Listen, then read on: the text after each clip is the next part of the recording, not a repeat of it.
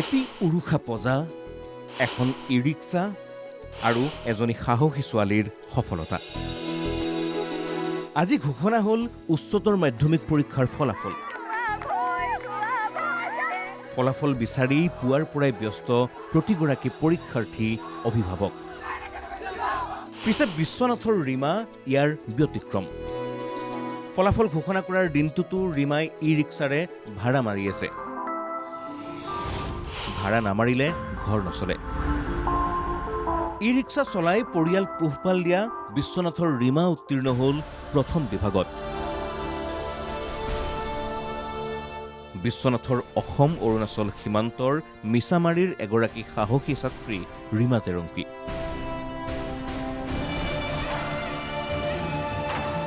এফালে ঘৰৰ দায়িত্ব আৰু আনফালে শিক্ষাৰ প্ৰতি ধাউতি থকা বিশ্বনাথ বাণিজ্য ছিনিয়ৰ ছেকেণ্ডেৰী বিদ্যালয়ৰ ছাত্ৰীগৰাকীৰ ঘৰত নাছিল পঢ়াৰ পৰ্যাপ্ত সুবিধা। পঢ়াৰ টেবুল এখনো নথকা দৰিদ্ৰ পৰিয়ালৰ ৰীমাই নিজৰ শিক্ষাৰ খৰচ তথা ঘৰখনৰ খৰচ উলিয়াবলৈ চলাইছিল এইখন ই-ৰিক্সা। পিতৃ লক্ষীৰাম তেৰং মিস্ত্ৰীৰ যোগালী। পিতৃৰ উপাৰ্জনেৰে ঘৰখন নচলে বাবেই পৰিয়াল চলোৱাৰ দায়িত্ব লৈও পঢ়া এৰা নাছিল ছাত্ৰীগৰাকীয়ে। ই-ৰিক্সাখন লৈ পুৱাই আহে নিজ ঘৰৰ পৰা। পুৱা স্কুললৈ যোৱা কেইবাগৰাকীও শিক্ষাৰ্থী ৰীমাৰ নিয়মীয়া ভাড়াতীয়া। আজি ঘোষণা কৰা উচ্চতৰ মাধ্যমিক চূড়ান্ত পৰীক্ষাৰ ফলাফলত প্ৰথম বিভাগত উত্তীৰ্ণ হৈছে এইগৰাকী অতি সাহসী ৰীমা তেৰংপী। এতিয়া মই অকণ নাৰ্ভাছ হৈ আছো যে মই পাছ কৰিলো। ভাবা নাছিলো যে ফাৰ্ষ্ট ডিভিজন পাম বুলি। পঢ়াতো বহুত কষ্ট বাৰু, হ'লেও মেনেজ কৰিলো, উপায়তো নাই বেলেগ। মাকৰ ভৰি ভাঙিলে যে দেউতাৰো অকণ তেনেকে কামটো মিস্ত্ৰী যোগাৰী হয়, হ'লেও ভালকে ইনকাম নহয় যে। পিছে এই খবৰে শংকা কঢ়িয়াই আনিছে পৰিয়ালটোলৈ। আৰ্থিক অনাটনৰ বাবে উচ্চ শিক্ষাৰ সপোন ভাঙিব নেকি ৰীমাৰ? ৩০৭ নম্বৰ লাভ কৰি প্ৰথম বিভাগত উত্তীৰ্ণ হোৱা ৰীমাৰ মন বিকম কৰাৰ। পিছে পঢ়াৰ খৰচ বহন কৰিবলৈ সক্ষম নহয় ৰীমাৰ পৰিয়াল। মাতৃৰ আশা কিবাকৈ হ'লেও উচ্চ শিক্ষা দিব ছোৱালীজনীক। মোৰ আৰু ছোৱালী বহুত কৰিছো, ইমান কষ্ট তাই ফাৰ্ষ্ট ডিভিজন আনিব বুলি মই আশাই কৰা নাছিলো। মোৰ যেতিয়া এক্সিডেণ্ট হৈছিলে তেতিয়াৰ পৰা ছোৱালীজনী আমাৰ লগত ঘৰ চলাই আছে, কিস্তি চিস্তি মাৰিছো। চৰকাৰে যদি সুবিধা দিয়ে তেতিয়া তাক ময়ো পঢ়াত, ময়ো মেট্ৰিক পাছ কৰিছিলো, কিন্তু কলেজ যাব নোৱাৰিলো যে। মই বিয়া পাতিয়ে মেট্ৰিক পাছ কৰিলো, কিন্তু মোৰ কলেজ যাবলৈ বহুত ইচ্ছা আছিলে। মোৰ ঘৰৰ সমস্যাৰ কাৰণে মই নোৱাৰিলো। ছোৱালীজনীক ময়ো অলপ আগুৱাই লৈ যাম বুলি ভাবিছো, কিন্তু টকাৰ পইচাৰ প্ৰব্লেম। সফলতাৰ খবৰ পায়ো উদযাপন কৰিব পৰা নাই বিশ্বনাথৰ ৰীমাই। ইফালে উচ্চতৰ মাধ্যমিকৰ ভাল ফলাফল ল'বলৈ জীয়াই নাথাকিল মৰাণৰ দীক্ষিতা শইকীয়া। 4টা বিষয়ত লেটাৰ নম্বৰ লাভ কৰা দীক্ষিতাৰ ঘৰত শোকাকুল পৰিৱেশ। তিলনিৰ দিনাই আহিল দীক্ষিতাৰ সফলতাৰ খবৰ।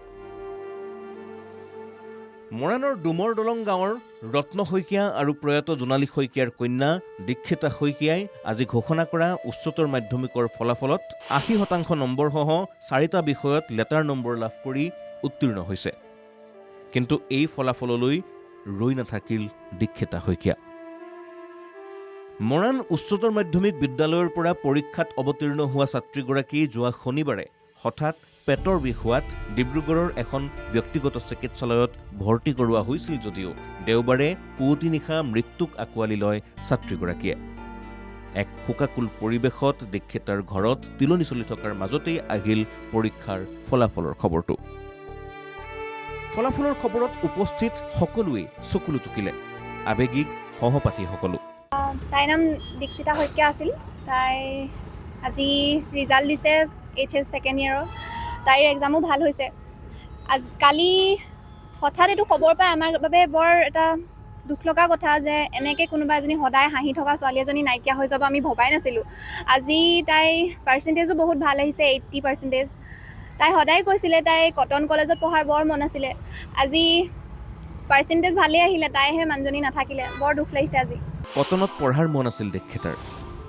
সেইমতে পঢ়া শুনা কৰি ভাল ফলাফলো পালে দীক্ষিতাই, কিন্তু সেই ফলাফল ল'বলৈ আমাৰ মাজত আজি দীক্ষিতাই নাই, কেৱল মাত্ৰ শূন্যতা। আমাৰ ভণ্টি আছিলে দীক্ষিতা, তাইও পৰহি দিনাখন নিশা তাই ঢুকালে। ৰিজাল্টটো ল'ম বুলি বেছি ৰৈ আছিলে, বহুত কষ্ট কৰিছিলে। তাৰপিছত শেষত যেনিবা ৰৈ ৰিজাল্টটো আজি দিব কালি দিব বুলি কৈ শেষত তাই ৰিজাল্টটো নাপালে। খুব দুখ লাগিছে। আমি ঠাইসাগৰত আছোঁ আজি, ক'বলৈ ভাষা নাই। তাই 4টা বিষয় দিলে তাই আমাৰ 80% নম্বৰ লৈ উচ্চ মাধ্যমিক চূড়ান্ত পৰীক্ষাত উত্তীৰ্ণ হৈছে। যিটো ৰিজাল্ট তাই সদায় আশা কৰি আছিলে, কিন্তু তাই ল'বলৈ আজি নাই আমাৰ মাজত। উচ্চতৰ মাধ্যমিকৰ ফলাফল দিছে। সকলোৰে মনত উৎসাহ আনন্দ যদিও সকলোৰে বাবেই ভাল খবৰ নানিবও পাৰে এই সুখে। মৰাণৰ পৰা যুগান্ত দিহিঙীয়াৰ সহযোগত নিউজ ডেস্ক ৰিপৰ্ট NKTV+।